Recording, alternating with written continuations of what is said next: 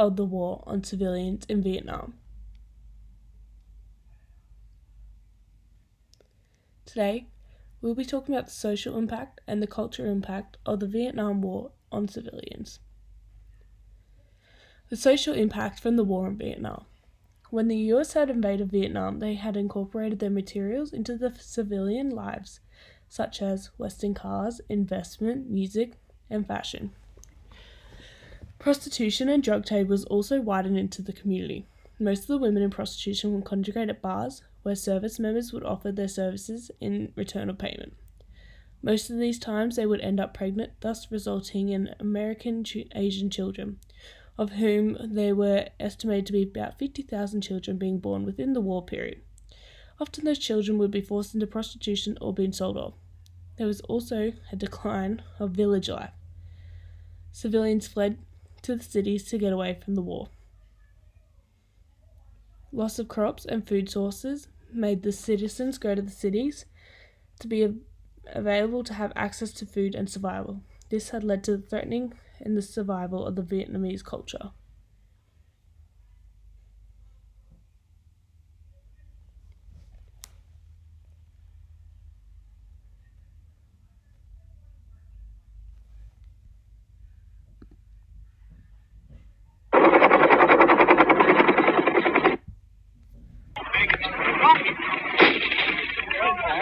Hold up.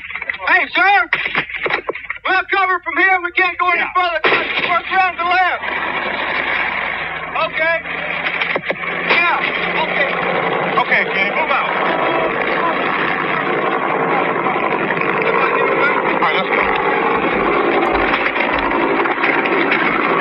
Hey, Reed!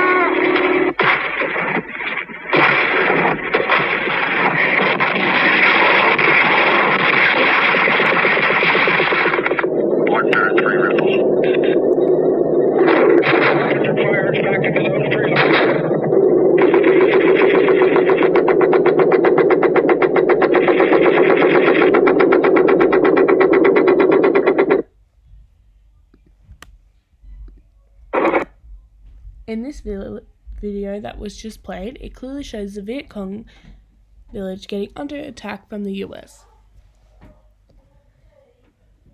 The environmental impact of the war in Vietnam. Whole forest regions were demolished by bombing.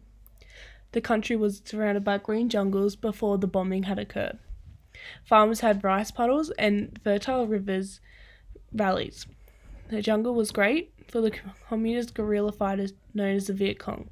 They used the jungle to hide out for attacks. America thought this to be a great place to bomb when they came in 1965.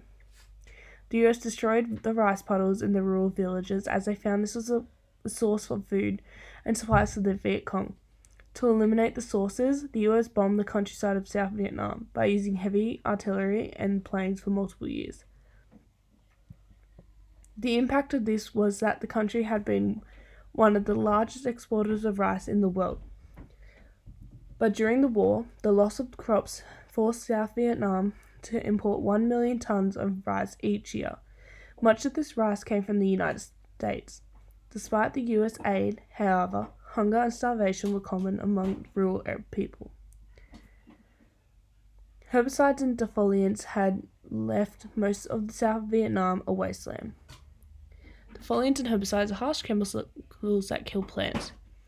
They are bombed on large sections of South Vietnam. Combination of the bombing and spraying of chemicals destroyed nearly half the crops in South Vietnam.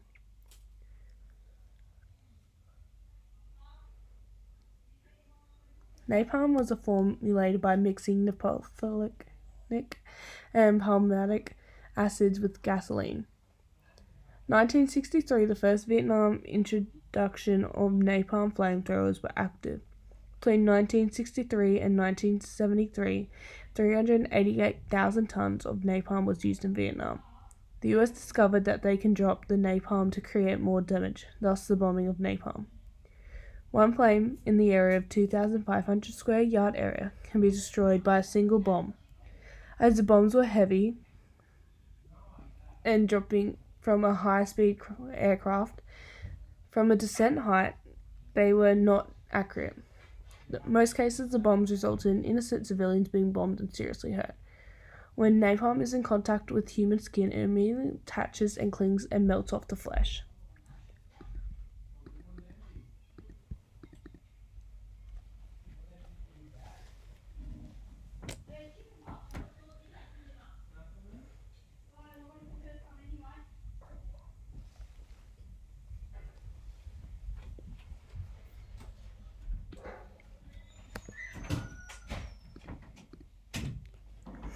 Agent Orange.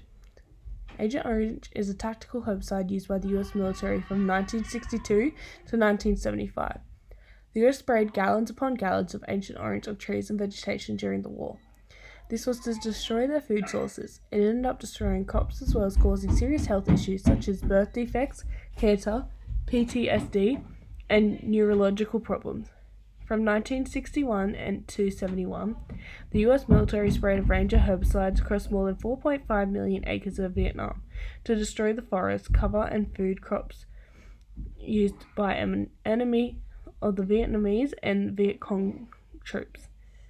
The Agent Orange contained dioxin in the form of TCDD. It had immediate and long-term effects. Chemical compounds that last for many years in the environment, particularly in soil, lake and river sediments, and in the food chain.